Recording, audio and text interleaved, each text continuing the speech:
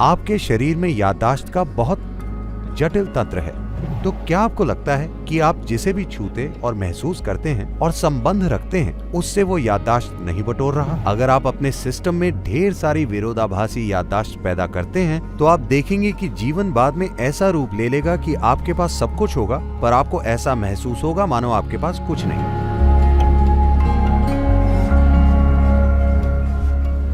मेरा नाम अजीम है। मैं बीकॉम ऑनर्स में प्रथम वर्ष का छात्र हूँ। तो हम सभी जानते हैं कि इस उम्र में हम किसी रिश्ते में पड़ते हैं, फिर हम अलग होते हैं। तो मेरा एक दोस्त है जिसका हाल ही में रिश्ता टूट गया है, और उसने मुझसे कहा कि मैं उसे कोई सलाह दूं कि आगे कैसे बढ़ना है और चीज़ों का सामना कैसे करना है।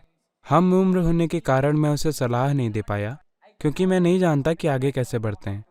तो मेरा प्रश्न ये है कि उस स्थिति के बाद आगे कैसे बढ़ें।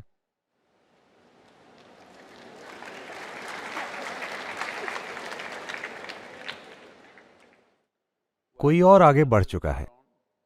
अगर आप उसी जगह पर रुके रहे, तब भी दूरी आ जाएगी। देखिए, इसे जीवन के संदर्भ में समझते हैं, प्रचलन के संदर्भ में नहीं, नैतिकता के संदर्भ में नहीं, सही और गलत के संदर्भ में भी नहीं, मगर जीवन के संदर्भ में। जीवन के संदर्भ से मेरा मतलब है, अजीम, क्या आपको याद है कि आपके परदादा 10 पीढ़ियों पहले आपके परदादा कैसे दिखते थे? नहीं, मगर आपकी नाक उनकी नाक जैसी है, हाँ या ना? हाँ। तो क्या यह सच है कि आपके शरीर में जबरदस्त याददाश्त है? हाँ। ये याददाश्त कई स्तरों पर होती है। क्रमिक विकास की याददाश्त, वंश की याददाश्त और कर्मों की याददाश्त होती है। याददाश्त के चेतन स्तर और अचेतन स्तर होते हैं। याददाश्त के स्पष्ट और अस्पष्ट स्तर भी होते हैं।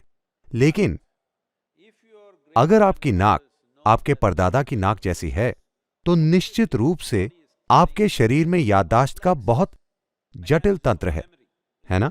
हाँ। तो अगर इस शरीर में इतनी जटिल याददाश्त रखने की काबिलियत है, तो क्या आपको लगता है कि आप जिसे भी छूते और महसूस करते हैं और संबंध रखते हैं, उससे वो याददाश्त नहीं बटोर रहा? आपको ऐसा लगता है या नहीं? हाँ। यह बटोरता है। तो यह जबरदस्त याददाश्त इकट्ठा करता है। इसे जानने का तरीका क्या है? देखिए, सीढ़ियां कैसे चढ़नी है, सीढ़ियां कैसे उतरनी है, यह बहुत आसान लगता है, मगर यह आसान नहीं है, यह बहुत जटिल है। आपके शरीर को याद रखना पड़ता है, वरना वो इतनी आसानी से ऊपर और नीचे नहीं जा सकता। आजकल खिलाड़ी मांसपेशियों की याददाश्त की बात कर रहे हैं, अपने सिस्टम में याददाश्त बनाना, ताकि खेल को एक खास कुशलता के साथ खेला जा सके। यह सिर्फ खेल के मामले में नहीं है, यह सिर्फ किसी खास काम में नहीं होता।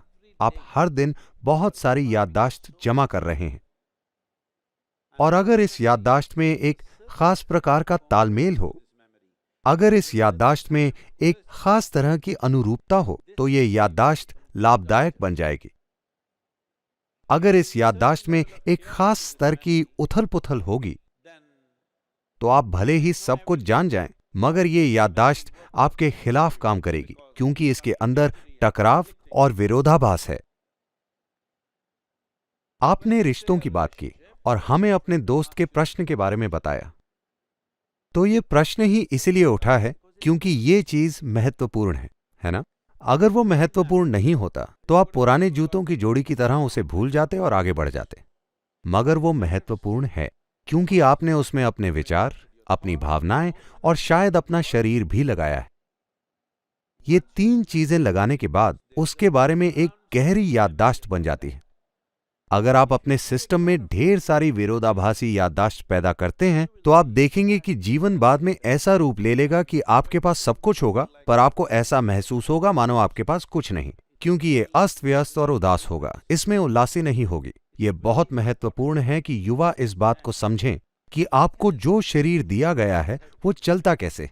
अगर ये सिर्फ मांस का एक गोला होता, तो आप जैसे चाहे वैसे इसका इस्तेमाल कर सकते थे, But this is a very sophisticated machine. मगर ये एक बहुत जटिल मशीन है। अगर आप इसका संवेदनशील तरीके से इस्तेमाल करें तो ये असाधारण तरीके से चीजें कर सकता है, वरना ये मामूली चीजें करेगा।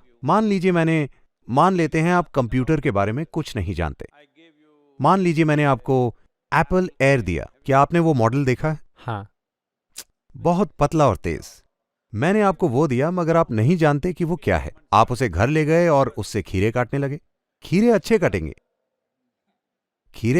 कटेंगे, मगर क्या यह त्रासदी नहीं है कि आप खीरा काटने के लिए एक कंप्यूटर का इस्तेमाल कर रहे हैं? खीरे में कोई बुराई नहीं है, मगर आपके साथ जरूर कुछ गड़बड़ है ना? हेलो? हाँ। आपके हाथों में जो है, अगर आप उसका महत्व नहीं समझते तो आपके साथ कुछ बहुत बुनियादी गड़बड़ है। सारी महत्वपूर्ण चीजें बेकार हो जाएंगी। मैं सिर्फ इंसानों की बात नहीं कर रहा हूं। किसी भी चीज को छूने और उसमें खुद को शामिल करने से पहले आपको देखना चाहिए कि आप उसमें कितनी भागीदारी चाहते हैं। आपको देखना चाहिए कि आप उसे कहां ले जाना चाहते हैं। आपको यह भी देखना चाहिए कि आपके ऊपर उसके क्या अलग अलग प्रभाव पड़ेंगे। वो इस जीवन के लिए अच्छा काम करेगा या इस जीवन के खिलाफ काम करेगा। आपको सोचना चाहिए, वरना आप एक ढीला जीवन बन जाएंगे। मैं ढीले शब्द का इस्तेमाल नैतिकता के संदर्भ में नहीं कह रहा हूं। मैं ढीला बस इस संदर्भ में कह रहा हूं कि आप अपने जीवन में जिस दिशा में जाना चाहते हैं वहां नहीं जा पाएंगे। इसमें थोड़ी समग्रता लाना, अपने जीवन में बौद्धिक समग्रता, भावनात्मक समग्रता और शारीरिक समग्रता लाना बहुत बहुत महत्वपूर्ण है। उसके बाद भी अगर कुछ गलत होता है तो आपको बस ये समझना है कि जब आप पैदा हुए तो आप अकेले आए थे और जब आप मरेंगे तो अकेले ही जाएंगे।